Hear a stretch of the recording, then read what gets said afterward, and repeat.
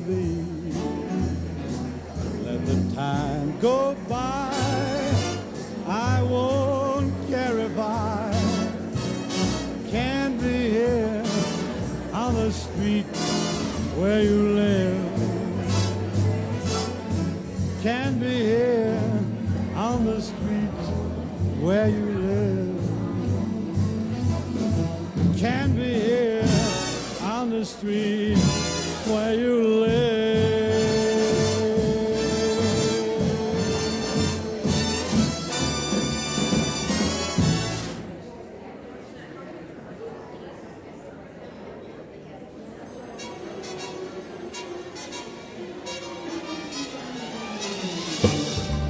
Come fly with me, let's fly away. If you can use some exotic booze, there's a bar in far Bombay. Come fly with me, let's fly away. Come fly with me, let's float down to Peru. In Lama Land, there's a one-man band, and he'll toot his flute for you. Come fly with me, let's take off in the blue. Once I get you up there, where the air is rarefied, we'll just glide, starry-eyed. Once I get you up there, I'll be holding you so near. You may hear the angels cheer because we're together. Weather-wise, it's such a lovely day. Just say the words and we'll beat those birds down to Acapulco Bay. It's perfect for a flying honeymoon, they say. So come fly with me, let's fly away. Oh, come on and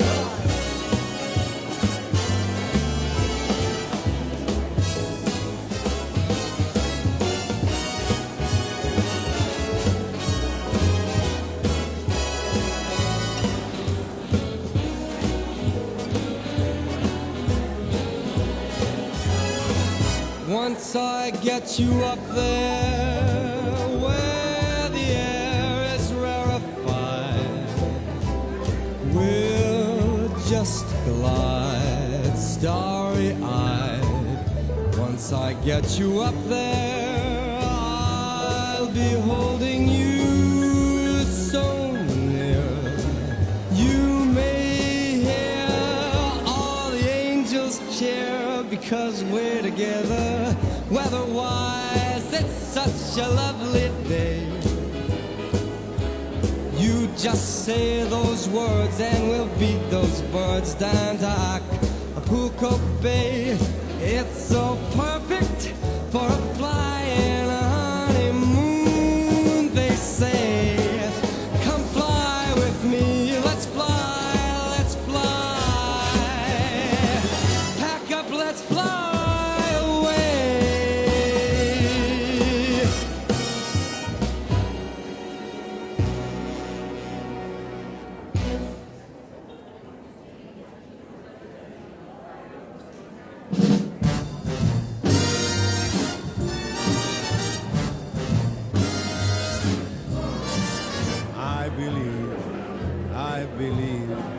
I believe in wishing well, and I also believe in a lot of things the daisy tells. I believe that a four-leaf clover.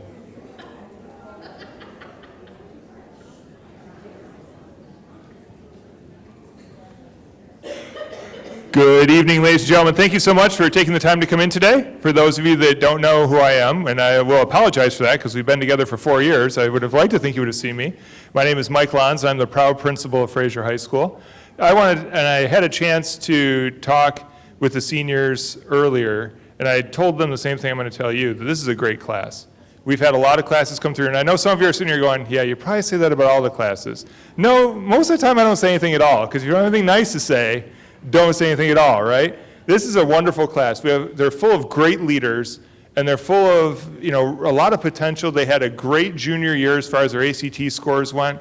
I'm very excited about what this class has done in their 4 years here. So I just wanted to take this moment, because this is pretty much the last time we're going to meet together as a big group, to say thank you.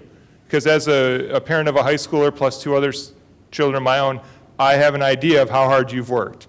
And it's not easy to get people to this place, right? It's hard work to take them as freshmen, because that's when I get to meet them, and then mold them and give them a little bit of that freedom, have a trip here and there, and then finally we get to the senior year, and everyone gets to kind of realize that the light just got a little bit brighter, right?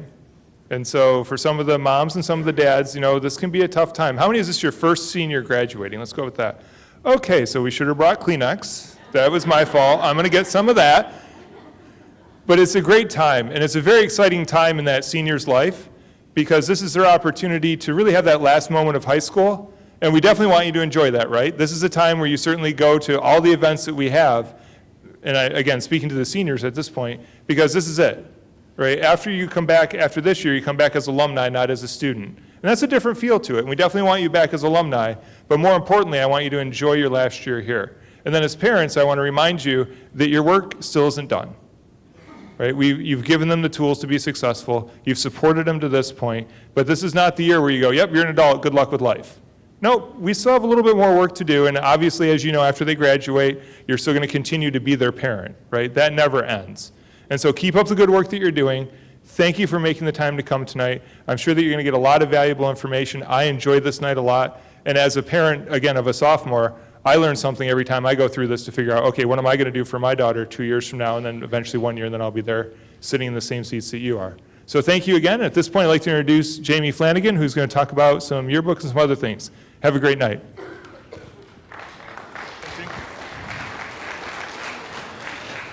All right, thanks for giving me a moment of your time. I'm Jamie Flanagan. I do the publications here at the high school, the broadcast, the print, and most importantly, the yearbook. And the opportunity for senior parent ads is upon us. So if you'd like to have a fun picture, a baby picture and a grown-up picture, or embarrassing childhood photos of cake on the head or whatever, and little congratulatory messages, the opportunity to do that is now. And there's contracts, there's forms with the pricing on them on each of the, by the cameras there on your way up the aisleways, and there's some in the Freight Cafe. If you have questions, you can talk to me afterwards. So it's fun. It's a nice way to recognize the hard work that they put in for 12 years, show them how much you love them, embarrass them a little bit with some fun photos perhaps.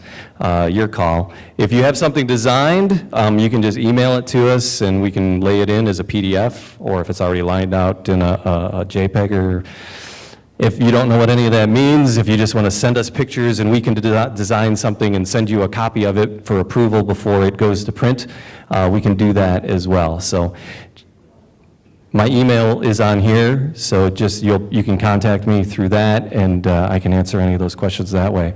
The senior portraits, the people that we recommend is Seeloft Studios. Had a big meeting like this with all the seniors last June. We mailed things home like 2 or 3 times over the summer. It's been posted on the website. The deadline for having your photos in, it was October 10th. But if you were going to Seeloft, they do so many of our kids. They were so booked up. We've extended the deadline if you're going to Seeloft. If you're using a different studio, your deadline is still the 10th. You need to have those in. But if you're going to Seeloft, whenever Seeloft can accommodate you, that'll be fine. So there were some people confused about why are there 2 deadlines? It's because so many people waited to the last minute. And it's like, well, why can't I let my studio have an extension? It's like, well, they've known since June and they're not doing 250 of our seniors, and Seeloft does that. So that's why we're giving them that extra time to do that. The other thing Seeloft does is create the class composite that goes up in the hallway, and everybody who has their photo done at Seeloft will get a copy of the composite. It's a little smaller than this. This is the one that goes up in the hallway.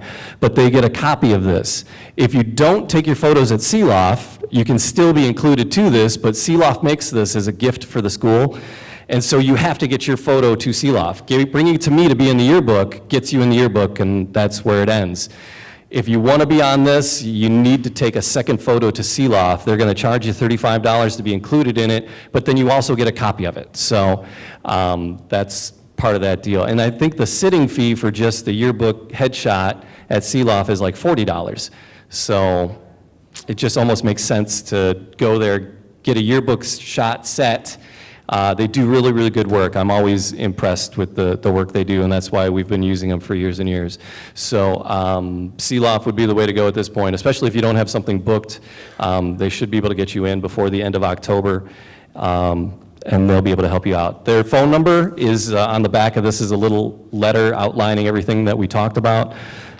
So hit their phone numbers on here. You can contact them through there or email me, and I can get you in contact with them. So I don't want anybody to be disappointed. I have a young man who was in my seminar last year. He was a senior, and I get one of these as a proof to check it to make sure everything's right. Had him in my seminar for 4 years. He knows, he's heard yearbook stuff a lot, and he didn't take his picture to seal off, and we were checking spellings on these, and he's like, why are not on there? He's like, oh, I forgot to take my picture, and he was really, really hurt and disappointed. There was nothing we could do at that point, so I don't want anybody to be disappointed. So if you're not going to seal off, if you're going to seal off, you don't have to think twice. You're in the yearbook, you're on the composite, done. If you're going someplace else, there's an extra step that you need to do to be on here, and I don't want anybody to be disappointed. So senior ads, the time is now, the contracts and information is up there. I'll be in the lobby afterwards. If you have any questions, I'd be happy to talk to you.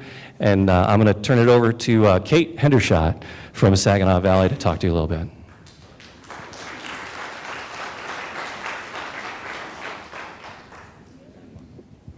Hello, everyone. My name is Kate Hendershot. I'm an Assistant Director of Admissions at Saginaw Valley State University. I'm very excited to be with you tonight to hopefully give you some tips and pointers as you're going into your senior year and preparing for college. I'm also very excited to be here because I graduated from Fraser High School in 2006, so it's definitely great to be back. I'll be back in the beginning of October, so the seniors, you can come see me, okay? So preparing for college, there is definitely a lot of steps that you have to think about this next year, this senior year.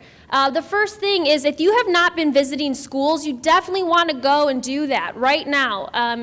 You want to see what is out there. If you're thinking about 5 different schools, then go to all 5 of those different schools. Go on a campus tour, talk to an admissions rep, see if they have the programs that you're looking at, okay? That's the first thing, is that you want to go and visit those schools. Apply now, okay? That is something else you want to be thinking about. Now we're going to go into a little bit more in depth about that, is regarding scholarships and application deadlines in just a little bit, but you should be applying now. So if you have not even looked at an application, it's time to start thinking about that. Get all the materials in. So when you are applying to institutions, every single institution is going to require you to provide many different things. So at SVSU, we require the application, the ACT scores, and the transcripts. Now, some universities or colleges, they are going to require you to have letters of recommendation. Some of them are going to have essays. So it totally depends on which institution you're looking at. So make sure you pay attention to what is actually needed to apply to that institution. Apply for university scholarships. So right away, you should be looking at scholarships after you apply to each individual institutions. Some of them are going to have specific deadlines. Now we're going to get, like I said, we'll get more in depth as we go on, but there are going to be scholarships for academics, for extracurriculars. So you'll definitely want to check in with those deadlines so that you do not miss those out. And this is going to be happening all the next couple months. So you're going to want to apply now and then get right on those scholarships. FAFSA in January, okay, this is a very tricky thing, FAFSA, but between information I give you tonight and what's coming up, we're hopefully going to give you some pointers to help you out with that. That's dealing with any of the federal aid, federal grant and loans and whatnot, and that's going to be happening in January. Apply for housing and orientation. That's going to be later on at the end of your senior year. Once you kind of decide where you want to go, then you can start looking at signing up for orientation, registering for classes, getting the housing if you are going to be living on campus at that institution. So this is just kind of a brief overview of that timeline of what's going to be going on this senior year. So where should you go? Okay, so you're a senior. There are a lot of choices for you. Just within the state of Michigan, there are many, many institutions, okay?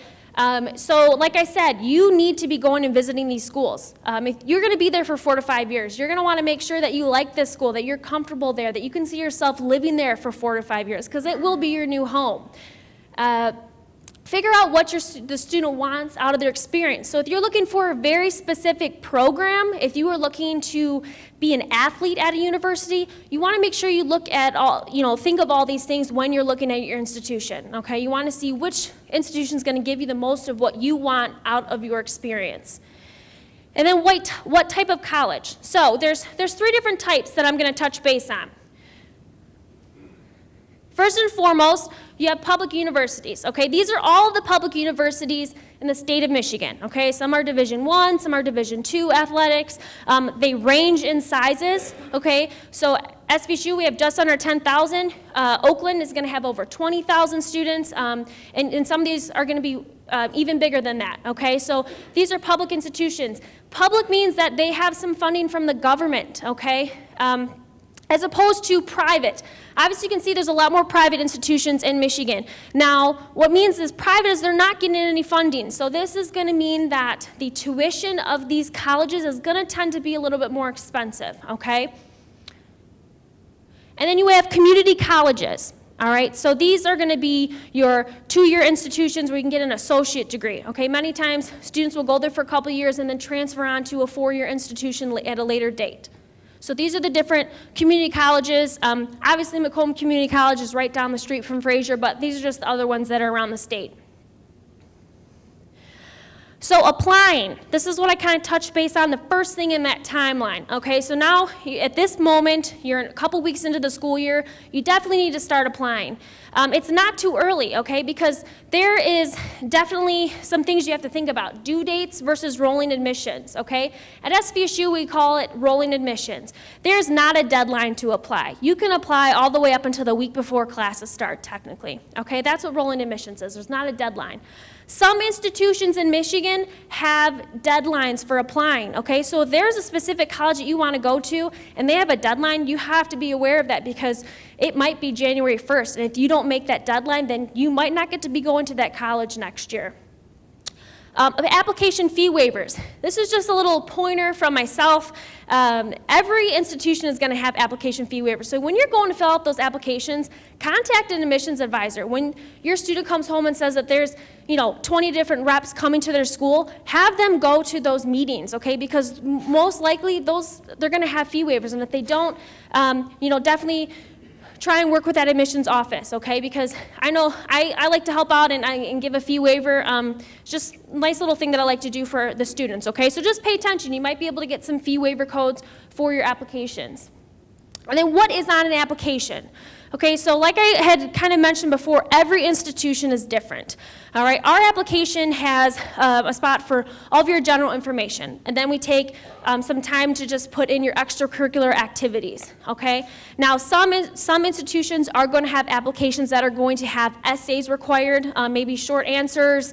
You might have to send in letters of recommendation. So pay attention to what each of those institutions want, because if you miss something, your file is going to be incomplete and your admissions will not happen. Okay, so you need to make sure that you look at all the fine print on that application and get every single piece of information that you need in. Scholarships. Okay, so this is, everyone likes talking about money and everybody wants to know where's the best chance for me to get some money, okay? There's a couple different things to think about scholarship-wise.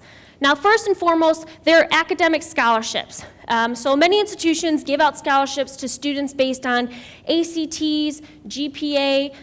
It just depends on the institution. At Saginaw Valley, we have a couple different scholarships that if you meet both this criteria for the GPA and ACT, you're eligible for this scholarship, okay? Our application serves as an application to those academic scholarships. Now, sometimes the institution, you might have to go in and fill out a completely separate application for that scholarship. So definitely ask those individual admissions advisors what it takes to get one of these academic scholarships, or at least apply for one of these academic scholarships, okay? So these are going to be the ones that the university itself is going to be giving you based on your scores in high school. You also have private scholarships from the institution.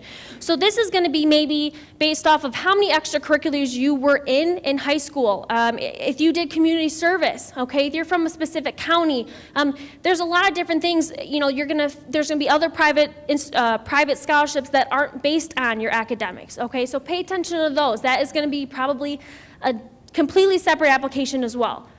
And then there's scholarships from your community, okay? In Saginaw, there is the Saginaw Foundation, and a lot of the students in that county are eligible to receive some financial aid from the county. Same thing in Bay County. Now, I'm not quite familiar with the Macomb County, but definitely check into the community. Your counselors, there's packages of different scholarships that you can look at applying. I remember when I was a senior here, I came up for honors convocation, and I applied a lot of different scholarships, and 200 here, 100 here, that helps you out. That adds up. That can help with your books for the first semester, and that can definitely be a great aid for you.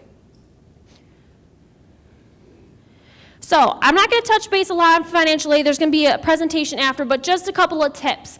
So FAFSA, like I said, in January, you're going to be filling this out. This is going to kind of lead to if you're eligible for any state or federal aid, okay? Now, what's the difference between grants and loans? They're two different things, okay? Now, grants, take a deep breath. This is not money that you have to pay back, okay? This is money that you're going to be getting, and it's going to be helping out your students' education, and you do not have to pay that back afterwards. Now, loans, on the other hand, is money that you're going to have to pay back after college, okay? So these are some of the things that are going to pop up in your financial aid as you're filling this out and getting awarded. Now, the tuition incentive program. Grants from the university. So at Saginaw, we have what's called the Saginaw Valley Opportunity Grant.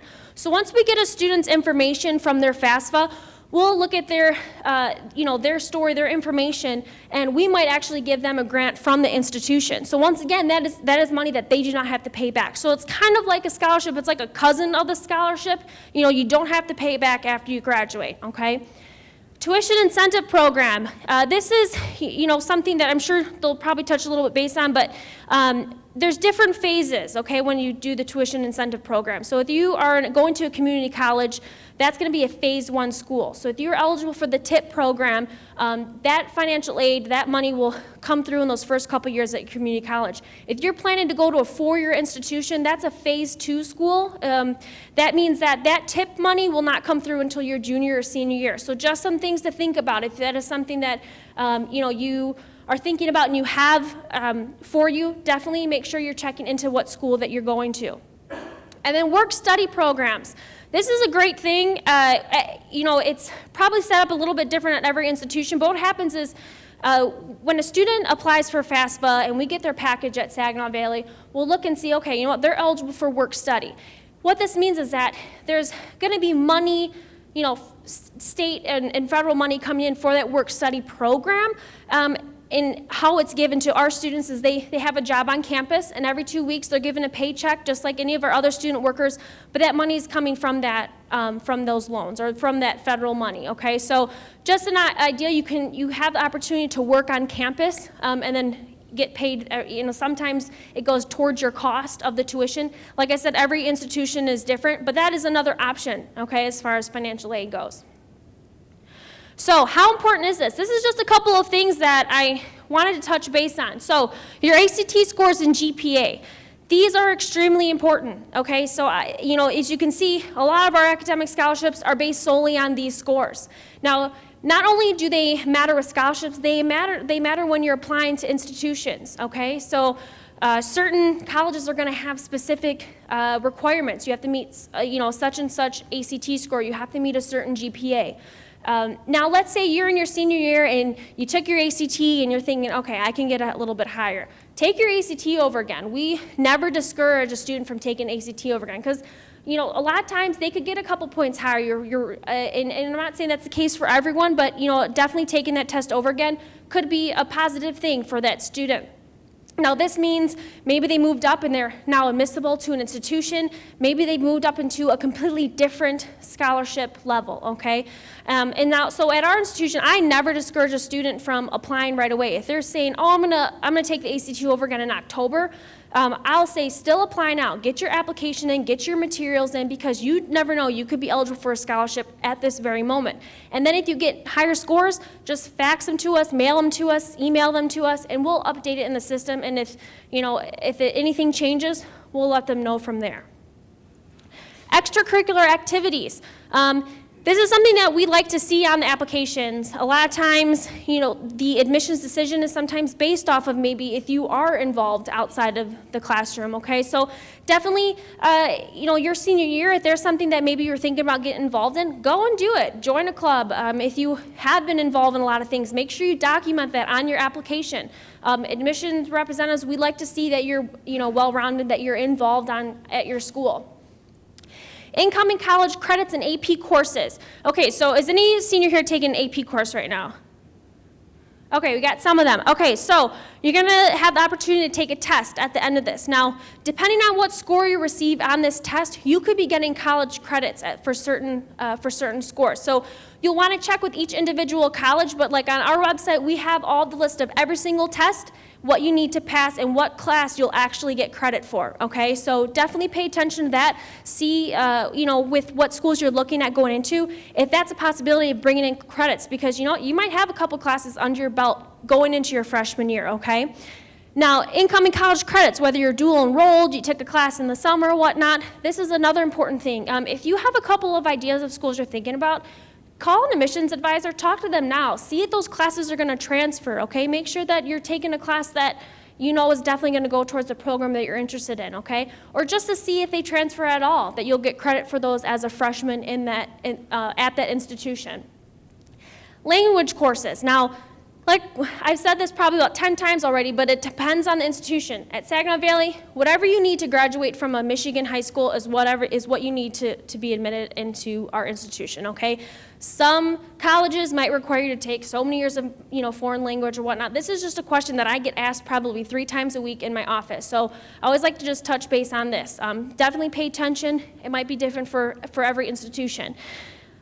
And like I said, there it is. I put it in a bullet point. Every institution is different. Credit hour costs. Okay, as you're going to be visiting these schools, sitting down with these admissions counselors, they're going to be giving you their cost sheets, okay? And probably 5 out of 10 of them are going to say, we are the least expensive public university. We are the least expensive private university.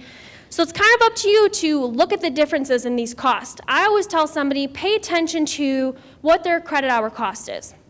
For example, and I'm going to say it, don't laugh at me, but we are, at SVSU, we're the least expensive, okay? So that's something that, and I'm not kidding, I'll show you, I can whip out my information, but we are. So, but how I always explain this is, our cost per credit hour is about $289.70, okay? Now, when you multiply that by how many of our credit hours you're going to be taking in a semester, that's going to be how much that tuition is going to cost, okay? So we base it solely off of how many credit hours. There are some institutions that you have to pay the same amount whether you're taking 12 or 15 credits. So it's kind of in a scale. So if you're taking 9 to 12 credits, this is how much you're paying, regardless if it's 9 or regardless if it's 12. So that's something to definitely pay attention to, because you just want to be aware of all of the different costs. And if you go to a school and they say, we're the least expensive, see how many credit hours they're basing off of. Because if you're a student and you want to get done in 4 years at an institution, you're going to want to be taking more than 12 credits a semester, okay? Now, don't get overwhelmed. You can work on maybe taking a college in the summer or a class in the summer to not overwhelm yourself. But just these are things to think about, is definitely the credit hour cost and how that is multiplied and actually becomes the whole tuition cost. Transferring later on. I meet with a lot of students that attend a community college first, or even attend a different four-year institution, and they want to then transfer to Saginaw Valley, okay? So this is something that, I always work with the students is, if you're going to go to a community college, that is a great plan. That is, you got to go with whatever is the best for you, whatever you feel the most comfortable with, what's going to be the best situation for you. If you want to go to community college and then transfer later on, if it's go to Macomb and then transfer to CMU or transfer to Oakland or anything like that, call that institution that you want to be at eventually and make sure you're taking the right courses, because you don't want to go through 2 years working really hard in all these courses and then get to that school and then they say, actually, only 6 of your credits are going to go towards your major, okay? Because that is going to just be, I would just be devastated. I'm not even going to lie. I would be devastated if someone told me that. So you definitely want to talk with these admissions advisors early on, okay? Even if you're not going there, I tell somebody, if you want to come here this semester, I'll work with you. If you want to come here in 3 semesters, I'll work with you. Just make sure you keep in touch with me. Now, what is happening in the state of Michigan right now, they just came out with the Michigan Transfer Agreement, okay? So this is a new development, and so something that if you are going to be going to community college, definitely check into. I'm not going to get into the details and bore you all about it, but what happens is if you take specific classes at a community college and you're in part of this Michigan Transfer Agreement, when you transfer later on to a 4-year institution and you're under this MTA, that means that you're going to come through with a lot of your gen ed courses already completed, and you might only have to do 1 or 2, okay? So that means you can go in and you can pretty much start with your major courses or any prereqs that you need. So definitely look into this. Talk with those advisors at those community colleges about this MTA, because it can definitely help you and save some time later on when you get to that 4-year institution. Work with the universities during that time period. Partnerships with universities. Right down the street is Macomb, okay? They have all that university center. There are a bunch of universities that they have partnerships with. You know, at the community college by SVSU, they have a couple 3-in-1 programs at other institutions. So you can go 3 years at Delta Community College and then a year at Ferris State University, okay? And so everything transfers, you take the courses. So check into that. Maybe that's a good opportunity for you. You know, maybe you can do that for the first 3 years or the first 2 years and then, you know, have a way of transferring right into that 4-year institution. Okay, so NCAA requirements. At SVSU, I serve as the athletic liaison for the office. So I deal with all the incoming recruits, all the coaches, okay? So there's a couple different things that you're going to want to keep in mind if you are thinking about playing sports at the institution. They have, every institution is going to have a compliance coordinator, okay? So, you know, there's regulations on a lot of different things when you're going to go into play college sports, okay? Now, this is just some of the things that taking specific courses, requirements to be an athlete at the varsity level in a college, okay? So they want you to take 16 core courses. This is going to be about 3 years of English, 2 math, 2 of science, 3 additional years of English, math, or science, 2 years of social studies, 4 additional years of core courses, a core course GPA of 2.0, and a minimum ACT sum of 68. Okay, now some institutions, we don't do the sum score, but as far as NCAA regulations, they have some different regulations opposed. So you want to definitely make sure that you're not only meeting the institution that you want to go to, but you're also meeting the regulations of the NCAA. So if you're thinking about being an athlete in college, definitely check with the compliance coordinator at the institution. That's what they're there for, is to definitely help out. Talk with your admissions rep. Every admissions at every institution is going to have somebody that is the liaison or someone who works with the athletes, okay? So don't be afraid to ask questions. Okay, so this is my information. I have a bunch of business cards with me. I'm going to leave them up in the back on that ledge. If you want, you can contact me. This is my email, my office number, and that is the fee waiver code. Okay, so I had to go ahead and do it for you guys. Okay, so if you are a senior and you want to apply to SVSU, if you go online tonight and you type in those letters, that will waive the fee for you. You won't have to pay to apply. Also, I will be back on October 9th, so if you want to come talk to me about SVSU, I would love to have you and talk to you. Does anybody have any specific questions that they have before I hand the mic over? No question. Oh, yeah.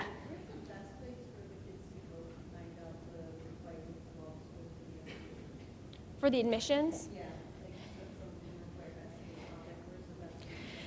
You know, I would definitely, what's great is that a lot of these institutions have their information right online. If you go to, like ours, we have a big, huge button that says apply. So you go there and it'll say all the different requirements. But I would not hesitate to pick up the phone and dial it and ask for an admissions representative. You know, just say, hey, can I talk to an admissions counselor? I just want to know some things. And just ask them, and they're going to be there to help them. So do not hesitate contacting the admissions office and the representatives, because they're going to be the ones that are they're going to love talking to you, because if you're showing interest, they're going to be so excited. So you definitely ask them, and they'll be able to tell you, yeah, we do need an essay, or no, we just need these couple of scores and you're good. Okay? Yeah.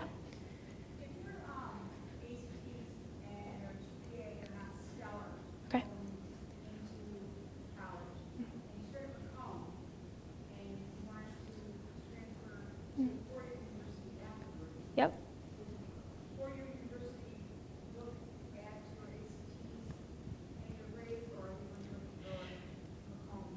That's a great question. So she asked if you are going to start off at a community college and your GPA at high school and your ACT scores are a little bit lower, is that four-year institution going to look at them? Most of the times, they're not going to. At SVSU, we have two ways you can become a student at SVSU.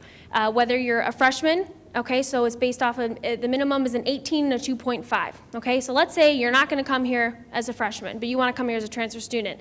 The requirements to be a transfer student is to have a 2.0 and at least 24 credits at another institution, and that's what it takes, okay? So we do not look at ACTs. We might suggest for them to turn in their ACT scores to help with placement in basic skills or other classes, but that is not going to be a determinant, at least at SVSU, and I can probably say for a majority of colleges, when you're there, they have different requirements as transfer, and that's going to be all online as well, too. So if you have a specific question, most of the time they'll have a whole completely separate web page for transfer students, but most of the times they're going to look at your scores of the current institution that you're at, okay?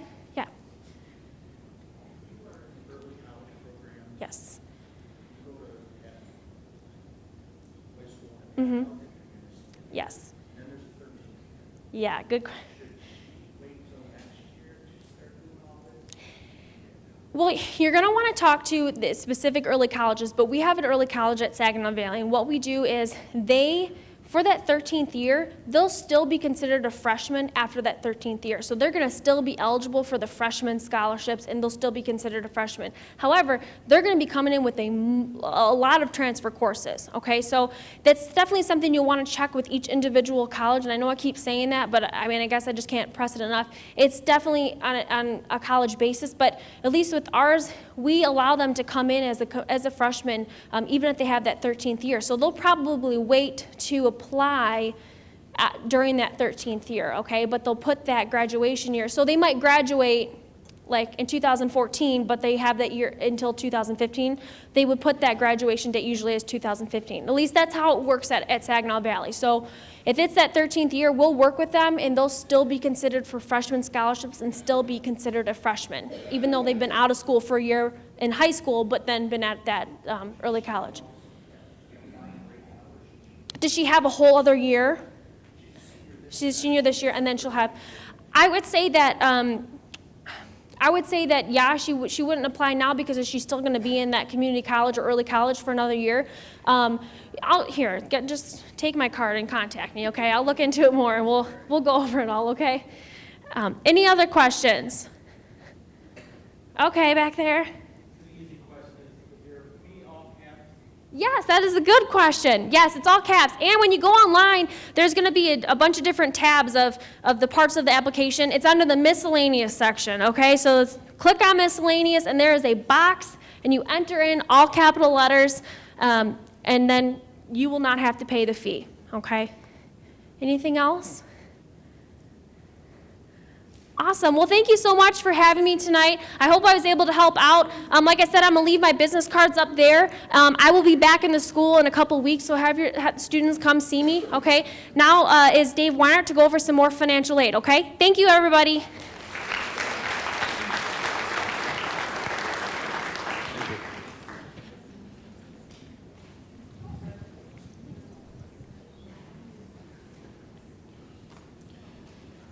And actually doing this talk for about 8 years now, that was actually probably one of the best college representatives talks, honestly. I mean, we've seen like Michigan State, we've seen Oakland, Rochester College, holy cow.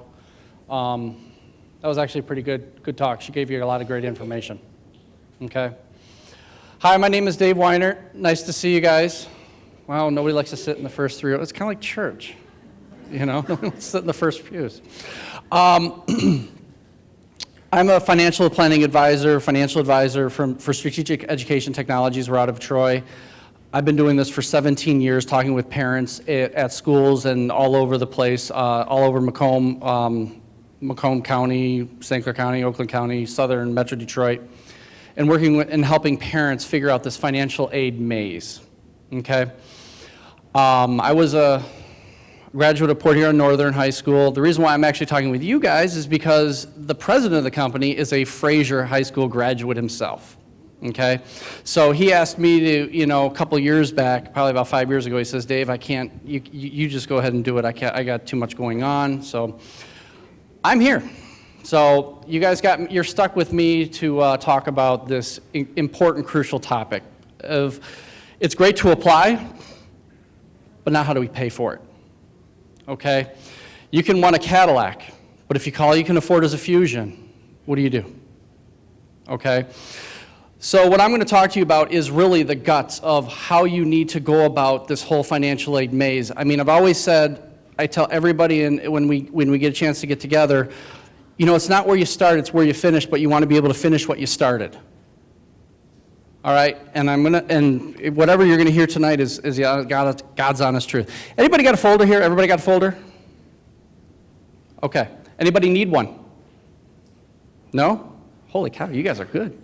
Well, there's a little couple things inside there we'll talk about, but what I'm going to talk tonight about is, well, basically, let me see, got the slide?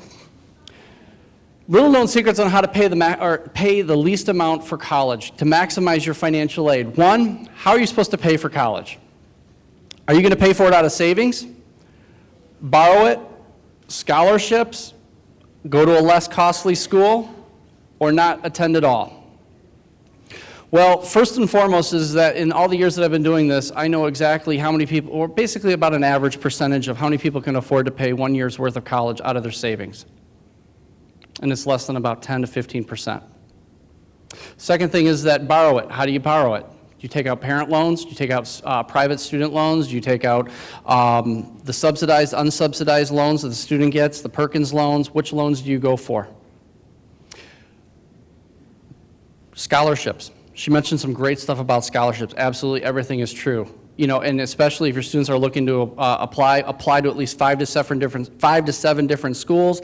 Get yourself accepted, because then you're eligible for their scholarship competitions that usually if you don't go and get accepted, if you get accepted after around December, January, you can't go to those scholarship competitions that they have for the students that have been accepted already. It's extremely important. Go to a less costly school, like going to a JC or community college. I'll refer to it as JC, but go to the JC first for a couple of years, then transfer. Or if you really wanted to go to Michigan State, but you can't afford the $28,000 price tag because it's not just you, but you have a couple siblings that are going to be coming up the pike too. You know, mom and dad can't spend all the money on the firstborn. It's not fair. But then I always say fair is no clouds in the sky. So that's what I tell my kids. Not go at all. That's not why we're here. That's why you're not sitting here anymore. Okay, you're still here because you know you want your kids to go to college, hopefully. So, how do you determine your financial aid eligibility? Okay, first thing is that know this formula. The cost of attendance minus your EFC is equal to the financial need. Has anybody ever has a student already in college? Raise your hand. Okay, great. You filled out that lovely FAFSA form, correct? Okay, on that FAFSA form, did it tell you exactly what your EFC was? Do you remember seeing that, those of you that filled it out? Okay, great. That's the FC part. Now the cost is based upon where you're going to go. So if you look at a Michigan State, $26,000 a year.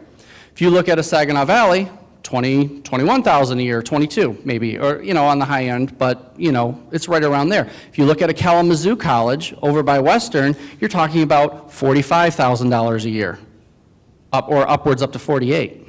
Okay. Really good school, by the way.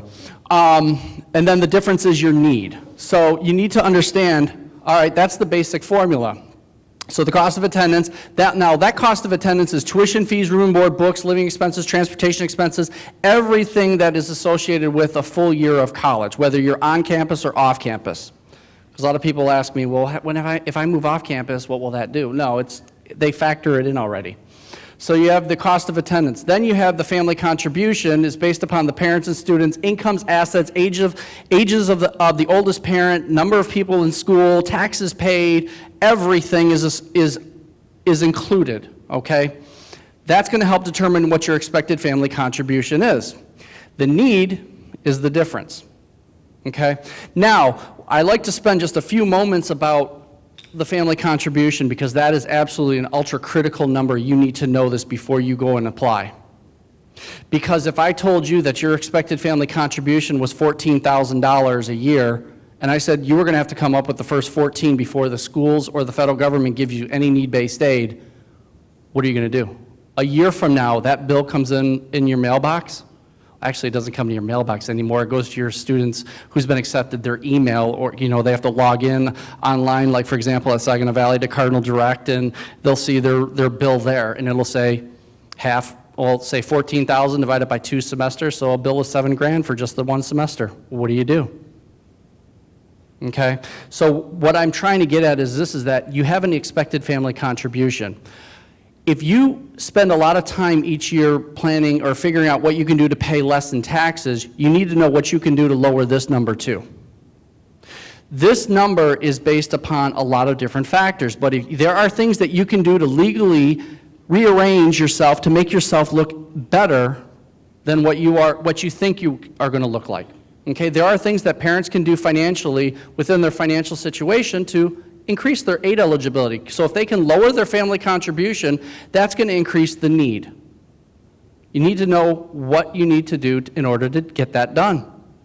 Now you can go look online, you can research it, you can do everything that you want, everything is so much out there, but there's so much, how much time do you have? Okay, there's a lot of information out there. One of the things that I will offer everybody here is a chance to meet with me or one of my colleagues for at least a half hour, 45 minutes. If you want to know what your EFC is right now, the way it stands, we will tell you. And then if there's anything that you guys can be able to do to lower it, we'll let you know too. Okay?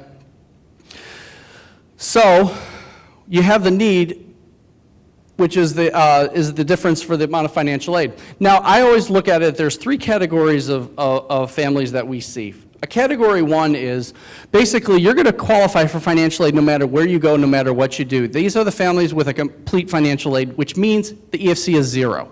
But just because your EFC is 0 does not mean you don't have to pay anything for college. What you don't understand is that schools don't meet 100% of the financial need, though. They can't. They can't meet every student's needs. So if your family contribution is 0, I guarantee you your students may have to come up with at least $2,000 to $4,000 out of pocket. All right? Because there is that unmet need. You'll see it. Okay? Second, those are the people, like I said, who will get financially no matter where they go, no matter what they do. So unless they're going to the JC and they have an EFC of 0, now they're probably going to go to, now they can go to Macomb pretty much for everything out of pocket, okay, with nothing out of pocket. So they're good to go there, but we're talking about the 4-year schools now.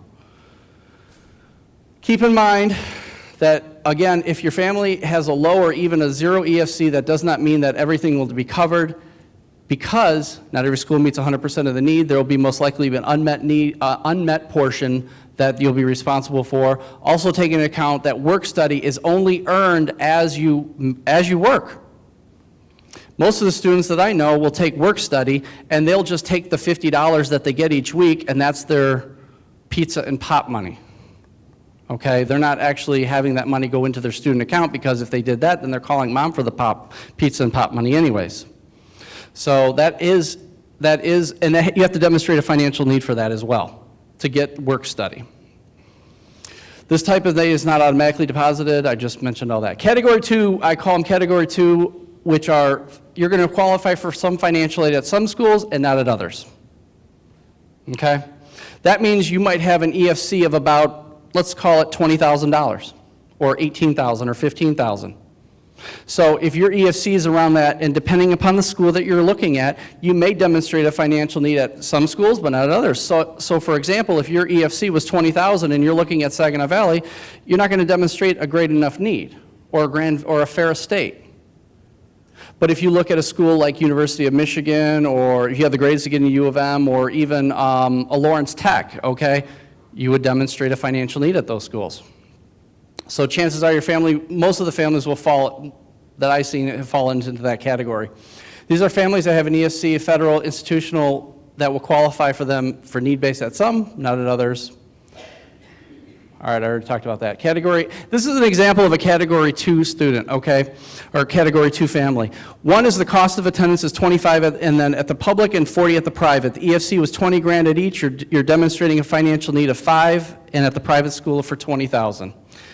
In this scenario, what do they get? 5 grand in need-based aid. And now I'm saying need-based aid because there's different kinds of aid. There's need-based and then there's merit. There's two different.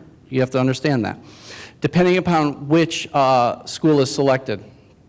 Category 3 are families that generally have a higher EFC, that they're not going to qualify basically no matter what they do, no matter what they have, no matter where they go, because their EFC is way off of the chart. Okay? I mean, if you have an income of about $250,000, $300,000, your EFC is going to be quite high. So just because your family income is high, but that does not mean that you can't get financial aid. Okay? In order for the financial aid office to give you an award letter, you have to fill out the financial aid forms. So know how those forms have to be filled out. Okay? So you must take into consideration how this will affect the future financial, because this is not just a college funding issue, this is a retirement issue for you guys. How do you get all these kids through school, and then by the time the last one gets done, you only have a handful of years before you would hope to retire? That's the truth. So when you have 2 or 3 students, if you have 2 or 3 students, you're talking about over the next 10, 12 years. Add 12 years to where your age is right now, you have hopefully an extra, 10, 12 years to wrap things up that you would like, okay? So regardless of the category you are in, excuse me, the proper planning needs to be completed. I cannot say this. People spend a lot of time trying to get back a couple $100s on their tax returns. Well, let me ask you this. All of you have seniors, right? Everybody has a senior? No juniors in here? Nobody snuck in? Okay. You're already on the clock. Everything you are already, well, is it September, October? 10 months, 11 months behind. How did those get out there? Okay. Wait. Okay. You're already 11 months behind. And the reason why is that everything you're doing financially this year is either going to help you or hurt you for financial aid, because it's counted a year and a half in advance. Because your financial aid forms for the FAFSA form go in January 1st. It's based upon what you did in 2014. For those of you who have students looking to go to some private schools that might require the financial aid profile, or even some state schools that require the profile, like University of Michigan, that starts October 1st. Okay? Beginning of October is when you have to actually start filling out the forms. You won't even know that you got accepted yet before you have to start filling out the forms. So be aware of what forms need to be done and when. Okay? And the reason why I'm saying that is that you're already 18 months behind, or not 18 months, well, really, you should have started 17 years ago, but that's can't go back now. But the thing is that you're 10 months, 11 months behind because you could have made some changes at the end of last year on your tax-wise, or on your tax returns that could help you financial aid-wise this year. Depending on your situation, though. I can't tell you it's a blanket statement for everybody, but everybody plans in 3 months from December to February or March to get a couple, bucks back on their tax return. You need to know how to master this bill too. Get as much money as possible. So regardless, you need to know example of changes that can occur, and I've seen all of these in my 17 years plus some. All right, loss of jobs. Parents lose jobs or get laid off. Multiple students are entering college simultaneously. What do? How is that going to affect not just the one, but how is it going to affect both of them? Divorce. I've seen people get divorced or separated. I've seen parents become disabled. I've seen parents pass away. Okay, I've been doing this for a very long time. I've had all of these things happen. So you need to know, how is this going to affect our situation if something does happen, or have somebody that can help you and guide you in that manner. So how do I apply for financial aid? The first thing that you do is you got to do the FAFSA form. That goes in January 1st. Now that goes in electronically. There is no paper apps. What you also need to do is apply for your federal PIN numbers. A parent needs one and a student needs one. Okay, so you can actually go to the federal PIN website right now. Actually, it's called, you just Google Federal Student PIN, PIN. You can go ahead and register and get your PIN number now. I'd recommend doing that. One parent needs to get one. and the student. Everyone must complete that form online to apply for aid. You can't apply for federal loans. If you want your student to get at least a student loan, let's say you were going to cover everything except for you want them to have some skin in the game and you want them to take out their student loan, okay? They have to apply, the FAFSA form has to go in order to get that. If it's not done correctly, it takes about 4 to 6 weeks in processing time, which can result in lost aid. You can use estimated financial information. You don't have to wait to get your taxes done. You don't have to wait to see your CPA to get the little cheat sheet to get your FAFSA in. I recommend getting your information put together and getting one and having the information ready for when you go to apply. It's very easy. Now, and also, do you want your students filling these FAFSAs out, or are you going to be doing it yourself for them? Applications start January 1st. That's the website, fafsa.ed.gov. And again, let me remind you, it's a federal website, and we all know how federal websites work. Okay. Just warning you, I have had issues, huh? Oh, sorry. www.fafsa.ed.gov.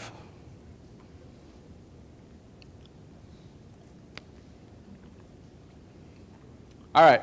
Are we good? All right.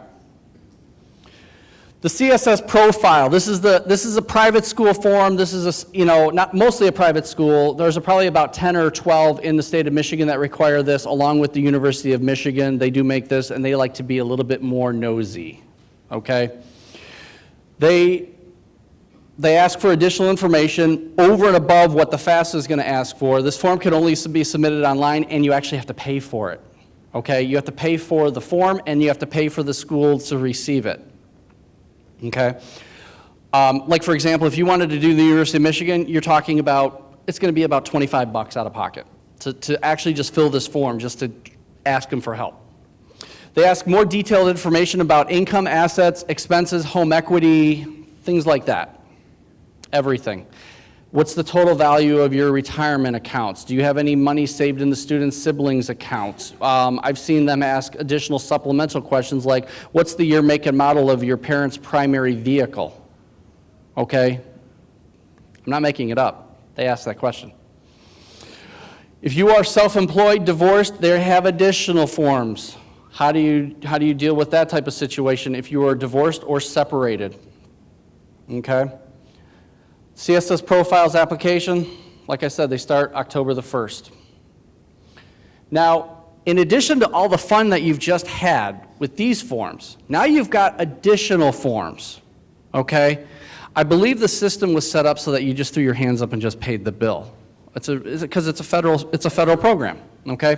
So some schools may require you to fill out your own forms, such as, in addition to the FAFSA, these forms are business and farm supplements if you own your own business, a divorce or separate agreement, verification forms, monthly income and expense forms, special circumstance forms. All these need to get put together before you can get your financial aid award package. I have had, and I will tell you that most of these schools have been running late just this year. I've had some students just finally get their award packages for this year because the schools have been running late in packaging the award. It's the way it is. So a lot of times you don't even know what you get before you actually have to solidify, starting May 1st, where you're going to go so you can send in the non-refundable enrollment deposit. Okay, so how to negotiate. Now, this is the one thing I've always said is that you never pay full price for anything. You didn't pay full price for your car. You didn't pay full price for your house. You negotiate a little bit, hopefully, right? Right? Okay, you're with me. Still alive. Okay, so what about negotiating for college? I actually helped a couple students negotiate this year. One of them got an extra $5,000. He was pretty excited about that. Well, actually, the parents were even more. Some schools misaward students, they underaward, or they try to compete with the other schools. So that is why it is important for your students when they apply to their first or second school of choice, they need to apply to a few other schools so they can get the award letters and they can actually go back to the other one and say, hey, I got this. If you can't match this, I'm going to go here. Well, sometimes in private school land, They like to compete against each other, like an Alma and Albion, a Hope, a Hillsdale, an Adrian, a Siena Heights. They like to compete with a lot of students. You're not going to find that at U of M or Michigan State. They're going to say, hey, fine, great, go there. We got another person to take your spot, okay? So you got to pick your battles. But you can't get blood from a stone, but you know, if you can get an extra $1,000 or an extra $1,500 by getting a simple letter and a phone call, I think it was time well spent. So they try to compete. You must know whether to accept the award letter or not. If you got the best award package, now I always kind of joked and I said, do you fill out the FAFSA form, you cross your fingers and say, I hope I get the best package? Or do you know that you got everything that you're supposed to receive from that school? You should know that before you apply. If you don't, you could be losing out on a lot of money. You must know how to communicate efficiently through the schools and the financial aid offices. You need to know who to ask, what questions, and what the answers are probably going to be, and what the additional questions that you should ask. Knowledge is the key. You got to play the game. That's what it all is about. You have to play the game. All right, this is what happens, and this is one of the things that I help a lot of students and parents, and I show them these types of things, is that first of all, you got to look at what the schools are going to do. Now, here's a school, Northwestern University is a great Big Ten school. It's actually one of the it's a private school, but it's a pretty good school. Northwestern Michigan University over on the other side of the school, other side of the state. Got a lot of students that always like, I'd like to go to Western, you know, be about halfway, you know, 3 hours away at least. That's how they feel like they're going to go away. So you got School A. Cost is about $45,000 Western. Now the cost is tuition fees, you know, and a little bit of room and board, or tuition fees, room and board, and maybe some of the miscellaneous expenses around $21,000, $20,600. The EFC was about $7,800 for each school. The need was 37, and the need was 12 at Western. Now School A typically meets about 100% of the students' needs, and they give about 76% in free money, and the self-help, which is student loans and work study. There's two types of aid. Like I said, there's need and there's non-need. The need-based is your grants and your scholarships from the federal, the state, and the university. Also, work study, which is called self-help, along with the student loans, interest-free student loans, self-help. Okay? So that's the 24%. School B met only about 70%. So what happens is, like I was mentioning earlier, that the need was 12,000, but they only meet about 69% of it, so that's about 8,800. So out of the 12,700 that you showed a need for from the FAFSA form, you were short about $3,700. Add that to, oh cool, does this work? Oh yeah, right there. All right, add that 3,900 to the EFC. That's what you're going to be totally paying out of pocket. Your total EFC is about $12,000 to go to a $20,000 a year school.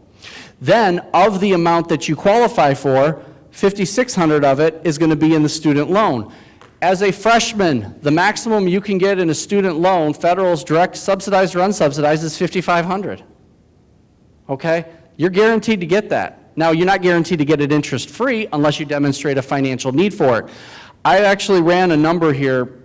I know it off the top of my head because I've talked to a lot of parents about it. If you don't demonstrate a financial need by getting an unsubsidized loan to become a subsidized loan, how much that can save the student over a 4.5-year period of time.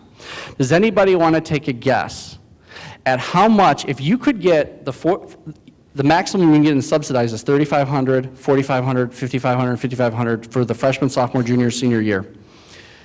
Take a guess at the current interest rates right now at 6.8% on unsubsidized loans. How much that interest that will save that student over a 4.5-year period of time. And the reason why I said 4.5, because if they graduate in 4 years, thank God, hopefully if they do, great, and then they have 6 months before the payments start. Okay, so that's 4.5 years before the actual principal and interest will have to be starting to be paid back. Guess at how much that will save a student if you can get the subsidized instead of the unsubsidized. Anybody want to take a guess? Nobody? Nobody? About $3,000.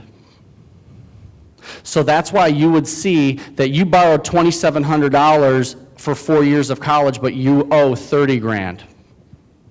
The student does. That's a lot of money just in 4 years. So that's why this is really, really super important to get that done.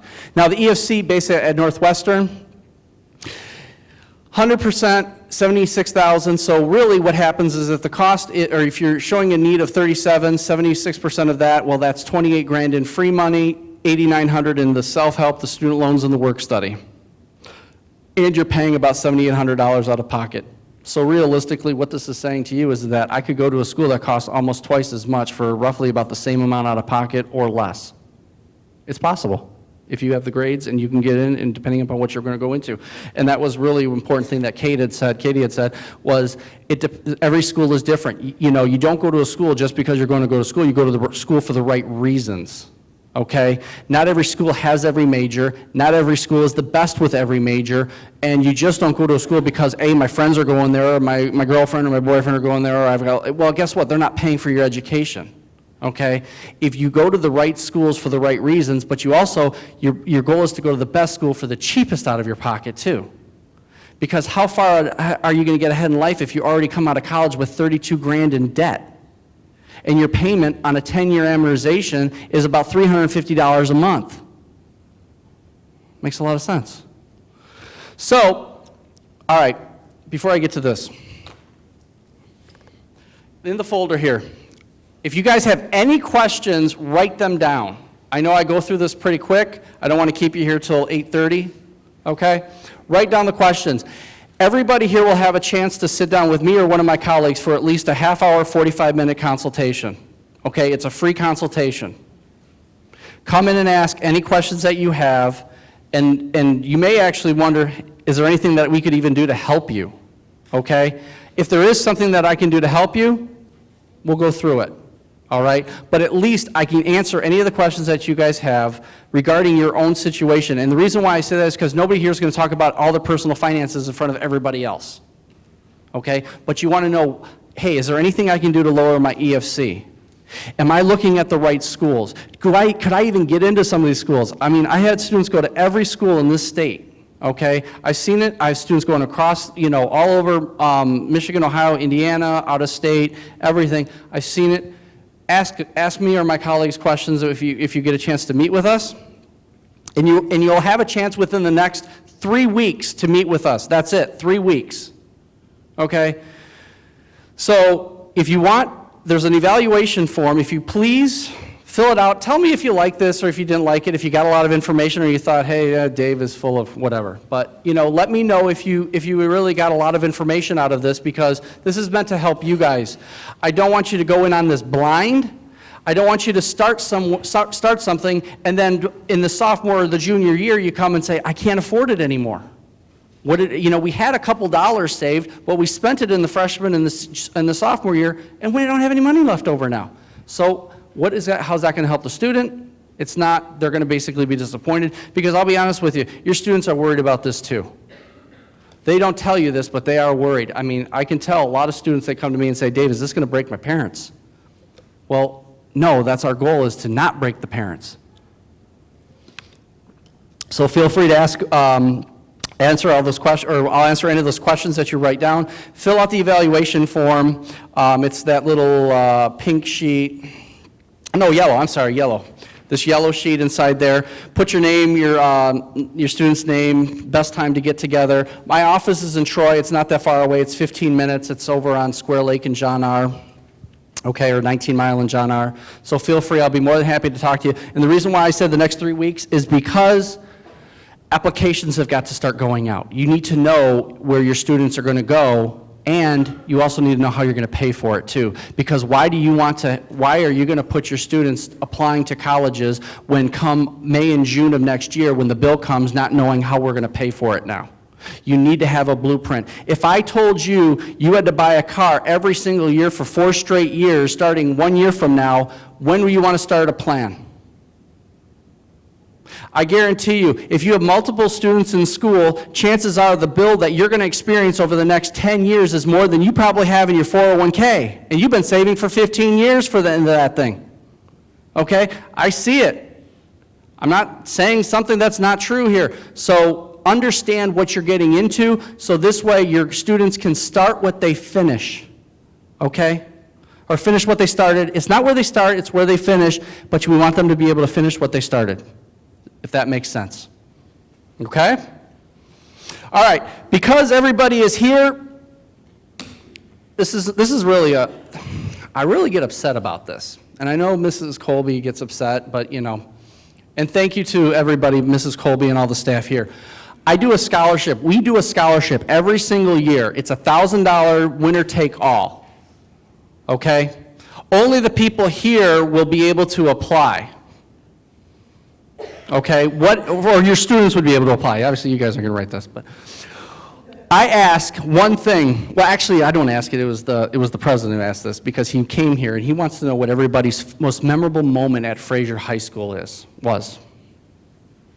1 to 2 page max. There's an old saying: successful people do what unsuccessful people don't want to do. So yes, they have to write out an essay a little bit. Okay, so. Length, 1 to 2 pages max. Don't do big, bold, you know, font or all that other stuff. You know, do a good paper. Deadline, November the 17th. So your students have a month and a half to get this thing turned in. Parkinson's law is, they will be turning it in on November 16th.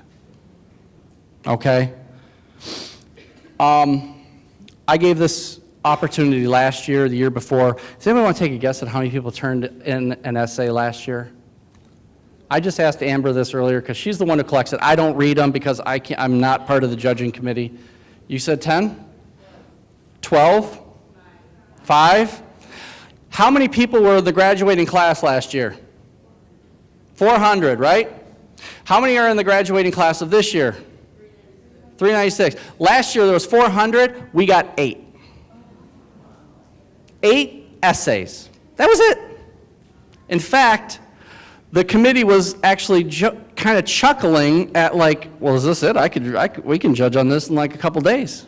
We'll have that done. Well, prove these guys wrong. Turn them in.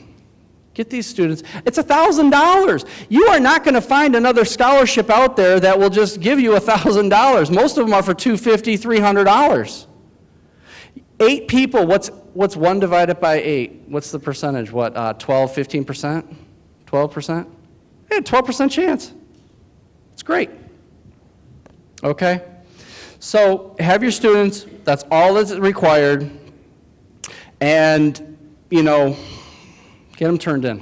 Fax, email, drop it off, any which way. Pony Express, get them over to us, and November 17th is the cutoff. If you have any lingering questions or whatever, questions never turn out when you yell them to me and they can't hear and it's being videoed. So ask some questions. If you have any questions, write them down if we don't have time to chit-chat a little bit tonight. Within the next day or so, Amber will get in touch with everybody who does want to get together for at least a half hour, 45 minutes, and talk about their situations. So feel free, okay? Anybody have any questions?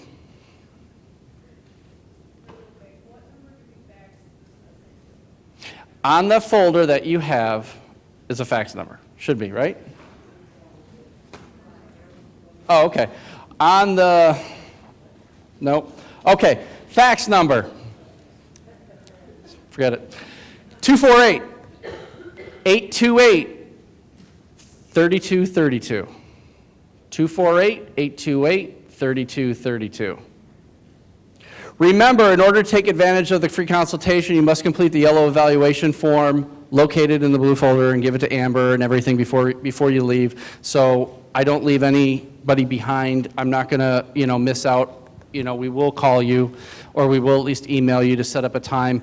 We usually send out a little bit of a laundry list of the things that you want to bring with you to help figure this stuff out a little bit better. But I guarantee you will all know before the game is, before you start the game, what you're in for. Okay? If I said to you that you're going to have to come up with $6 grand a year, or 12 grand a year, or 14 grand a year because this school, for example, is not going to help you financial aid-wise, you might want to look at your choices here if it can fit within your budget or not, okay? I'm not saying let's not go to school or whatever. Let's do it the right way. Let's do it the most cost-efficient way. If I said to you have 2 students, you got to buy 2 cars, so you have 40 grand to buy a car. Do you buy 1 Caddy or 2 Fusions? what do you do? Everybody wants to drive Cadillac, but sometimes you just got to drive the Fusion. But, you know, when they get to their grad school, now they can go wherever they want because mom and dad aren't on the hook for anything. Okay? They're on their own. Okay, and so realistically, if you have any questions, like I said, I'll stand back here for a little bit, answer some questions. Feel free to give me a call, set up that time to get together. Amber will get you all squared away. She is so great at that, so she'll be on top of it, and you'll meet with either myself personally or one of my colleagues, okay? Great, grand. Everybody, have a great night. Okay.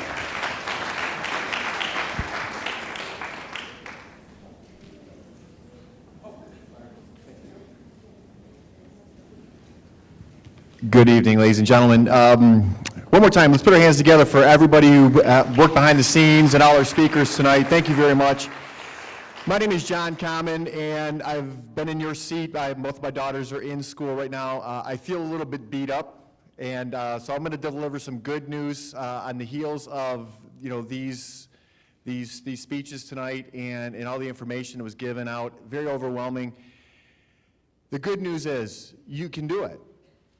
You can do it. If I can do it, you can do it. If my daughters can do it, you guys can do it. It takes a lot of work. It takes a lot of dedication. And the good news is we're off to a great start here at Fraser High School with your seniors this year. My speech is the shortest. Mine is the celebration piece.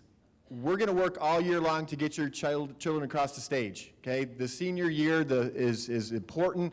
It's a lot of fun. There's a lot of activities. When they graduate, we want a great, safe place for them to be together one more time at Fraser High School. We have an annual senior all-night party, and that's what I'm going to talk to you about here for about 30 seconds, and I'm going to invite you to join us because I have the high honor of being involved with senior parents every year. We've been doing this about 40 years. It's housed here. We host it the night of graduation, so the night of June 6th. Bleeding into Sunday morning, June 7th, we'll spend one more time together as a class. Fraser High School's graduating class will meet here and we celebrate the senior all-night party. So I want to invite you to that. I want to invite you, the seniors in our room right now, the parents. You guys, this is it. This is that last year. Grab it. Work as hard as you can, get stronger. And parents, if you have any questions or concerns, you can see here that we want to help. We want to give you guys as much information as we can. But again, the senior all-night party, I hope you can tell I'm enthusiastic about it already. We want to have a great party, but we're looking for volunteers. We're going to need your help. We're going to need your networking capabilities. We're going to be looking to fundraise. We're going to be looking to do a lot of things to build a wonderful celebration for your sons and daughters when they graduate, the class of 2015. Thanks again. My name's John Common. I don't know if I did that at the very beginning. I'm one of the assistant principals, so if you have any questions specific to the senior all-night party, you want to shoot me an email or have your sons and daughters drop by. Outside in the Freight Cafe as you exit, we'll have a place to sign up. We'll get your email address. We'll get you some information on how we can contact you for the senior all-night party. Thank you very much for being here tonight. Really appreciate you being here. And again, please reach out to us and let us know if you have any questions or concerns moving forward. Thank you.